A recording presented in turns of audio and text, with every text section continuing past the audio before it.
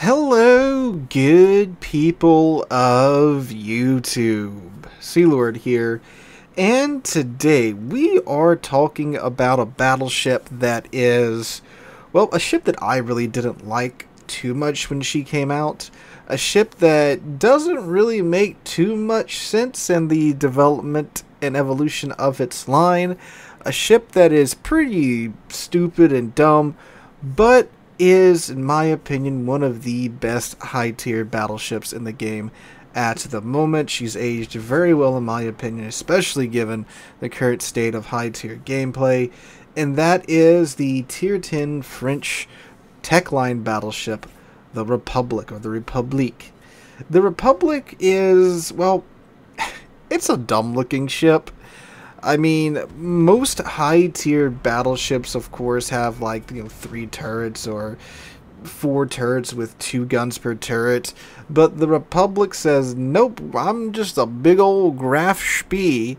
And if you look at the development of the French tech line, the French battleship tech line, it's like you go from having a ton of small for their caliber, for their tier guns, like with the Alsace. She has 12 15-inch guns at tier 9. Brilliant. Alsace is a beautiful ship. Well, then you have the Richelieu, which has, a normal amount of 15-inch guns at its tier, but like the Lion or Leon and such. And then you get here, and it's just like, what? We go from the Alsace to this, which, okay, whatever. We go from having a lot of smaller caliber guns for our tier to having decent sized caliber guns for our tier, but a small number of them. So it's a weird ship for sure, and a ship that, like I said, when she first came out, I thought her guns were pretty good, but the ship itself was a little underwhelming, because the French battleship thing is that they're pretty fast for their tier. Their speed is their main attraction in many cases. But then you get to the Republic, and she's not any faster than your normal tier 10 battleship, 31.5 knots. And that's with the speed flag. So in fact, she's fairly slow by tier 10 standards. Most tier 10s can go at least 32. I mean, of course, in today's World of Warships with battle cruisers and like the Vermont being added in, that's kind of all over the place now. But most tier 10 battleships, the minimum is at least 32. And the Republic is 31.5 with the speed flag. So if you're wondering, without the speed flag, I think it's just 30 flat. Yep, it's 30 flat. So yeah. Now of course she does get the engine booster, which does, of course, push her performance a bit further. But we'll get to that when we get to that. So, Sealord, why in the world do you think this is one of the best high-tiered battleships in the game right now? Well, I'm glad you asked. So let's start out with a thing I've always loved about the Republic, which is her guns. So yes, despite this thing basically being an overgrown Graf Spee, I do really like the guns, and it only having 8 guns isn't really a huge deal once you get down into her gun performance. So she does have 8 guns, 1 turret in the front, 1 turret in the back, and obviously a big downside of that is that you do have to be showing a decent bit of angle to get her guns on target, although I find the turret angles to be pretty generous in most situations that you're going to be in. And that also, the armor is a French battleship coded in 32, but it's a French battleship, which means she's got the weird French void armor.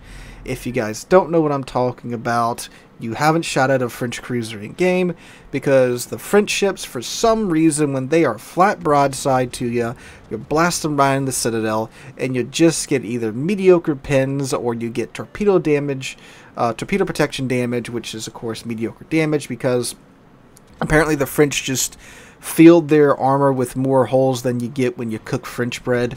So yeah, there's just these weird voids in the armor, like with torpedo protection. You're entering into the the bubble that normally stops torpedoes, so your shells detonate early, and well, you don't get any damage off of them. And again, just the French armor is weird, and it does eat chunks, don't get me wrong. I'm not going to say, it's like this surprisingly tough ship. It's just that in situations where you think you should citadel it, you won't, because of the armor scheme. So you can surprisingly get away with showing off a bit of skin and not getting absolutely clapped for it. You're going to get chunked for it, don't get me wrong. but you won't get, yeeted off the face of the map. So there is that. But anyway, back to the guns. So these 8 17-inch guns, I think they're like 17.5 inches if you do the math. They are really, really nice when they bite, and they do bite quite often. She is, of course, equipped with the good old French AP, which is quite fearsome. So they have a maximum damage of 14,500. That's, of course, if you citadel the target that you're aiming at. 840 meters a second is their initial shell velocity, so they come screaming out the tubes quite fast, and they can overmatch 30 millimeters of armor. Now, back in the day when the Republic first came out, that meant you could overmatch, like, I think 3 cruisers in game that, 406 or 410 millimeter guns wouldn't, and hers are 431 again if you didn't want to do the conversion in your head. So back then it was like, okay, cool, you could overmatch 30, but yeah, like 2 or 3 more ships. Yay. But nowadays, there's quite a few ships who you can overmatch. I mean, we've had the increase in battle cruisers. We've had a massive influx of these large cruisers at Tier 9 and Tier 10 that, their armor is under that 30 millimeter threshold. So there's a lot more today that this ship can overmatch than back in the day.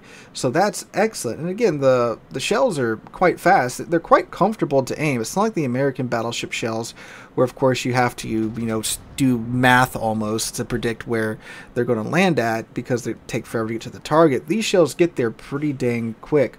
So that is most excellent in my opinion. So on top of that as well, the HE is really darn good. You get a maximum damage of 6,300. They have a 48% fire chance per shell. Now you might be thinking, well, 48% fire chance on 8 guns? That's not that good. You would be correct if we're talking about, most other battleships. However, the Republic's main battery guns can reload with the build that I have on her for the footage you're watching in the background in 21 seconds base with the reload module. 21-second reload on 17-inch guns. That is freaking amazing. And add to the fact that naturally in the course of battle you are going to get damaged, right? You have adrenaline rush on, that's going to get south of 20 real quick. And when you get to your lower end of your health, you're talking like the 16 second range. And then that's not even talking about arms race, of course, with the buffs and stuff. So yeah, you're going to be cooking with gas really quickly with these guns. Out on the fact that you can get Avignon, if you get a Dev Strike, that's another 8% boost to your reload time. So you are absolutely just, you're a friggin' show, right? You're just spitting out hate every, 20 seconds, and when you get damaged, sub 16, 15 seconds. So that makes up for the rather mediocre fire chance, right? And that definitely does help with the guns having, having the size of 17 inches, because yeah, you can't overmatch 32, but who cares? I can frickin' melt them down, with 8 of these shells every 20 seconds. So when you get into those situations where the enemy battleships just go bow into you, you just load HE and just cook them down quite easily. And of course, you do want to get both turrets in the fight. If you're sitting bow or stern in with just one turret, that's suboptimal. And that's where the other part of the ship comes into play that's definitely aged quite well, and that's her maneuverability. So the ship is, while not fast base, it is quite agile, shall we say. It accelerates and decelerates quite quickly compared to other tier 10 battleships, especially with the engine boost going. So that allows you to, run around, play with your throttle a bit. You can throttle juke in a battleship that isn't a battle cruiser, right? So that will, of course, lead to you living for quite a while longer, because you'll make the enemy team quite frustrated with trying to hit you. And you might be thinking, it's a battleship. I get it has an engine boost, but it can't be that throttle jukey. Yeah, it can if you get in the right rhythm and, you just mess with your throttle. Be going max speed, crank it back to half, crank it up to 3/4, crank it back to reverse. It will mess with them. Now, on top of that, too, the ship is, well, I should say, to my point with that, that is very useful when you're having to deal with submarines right now. Submarines are, of course, the bane of many battleship players' existence, because, of course, the homing your big fat battleship, submarine torpedoes do stop homing in terms of battleships at around I think it's like 2.1 kilometers, which, if you're paying attention, like hard braking and turning as hard as you can, most battleships will be able to dodge those, but you gotta kind of drop what you're doing. With the Republic here, you can use your speed boost to your advantage and just absolutely dance around these torpedoes. And you'll see in I think it's the first match that I'm showing you here, I was up against a British submarine. The British submarine, he got a double lock on me. The British torpedoes, because they are slower torps, they home a little bit harder. Now, it wasn't the Alliance with the crazy homing torpedoes, but these torpedoes do home a bit harder, so it is difficult to outmaneuver them. But the Republic, no problem, because of that engine boost. So with that, you're not only a menace to the enemy team that's trying to hit you while you're throttle juking, you're a menace to submarines as well. So that's one thing that it's really darn good for in today's World of Warships. The other thing is that with the rate of fire, your accuracy is kind of, accuracy through volume, right? The matches you're watching in the background, they were all either just crushing defeats or crushing victories.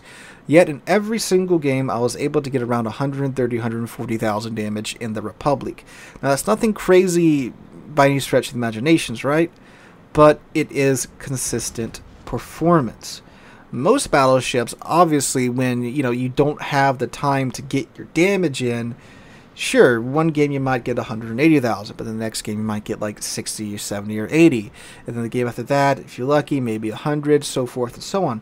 But again, in every single match that I played, just getting background footage for this ship, I was able to get a solid 130 or 140k in. And again, these are all crushing victories or crushing defeats. There wasn't a lot of in between. So getting that steady of a performance is, again, a testament to how well the ship can dish out the damage. Again, they angle into you, throw chi in their face, they slip up, show you broadsides, clap them with that wonderful French 17-inch AP. Again, from range, you can absolutely ruin cruisers' days if they slip up and show you broadside. You're going to be pinning the absolute crap out of most battleships, especially if they're heftily armored like the Germans. My God. There's few things a French battleship player likes seeing on the enemy team more than German ships, because of how chunky their armor is. And of course, like the Fattle ships, you see a Vermont, that's just like a free 80k easy damage in the Republic, because I mean the thing's just chunk-tacular, right? You can keep AP loaded, chunk the crap out of the sides. It goes bows into you. You can even keep AP loaded at that point because of the mountain of the mountain that is the superstructure on the Vermont, right?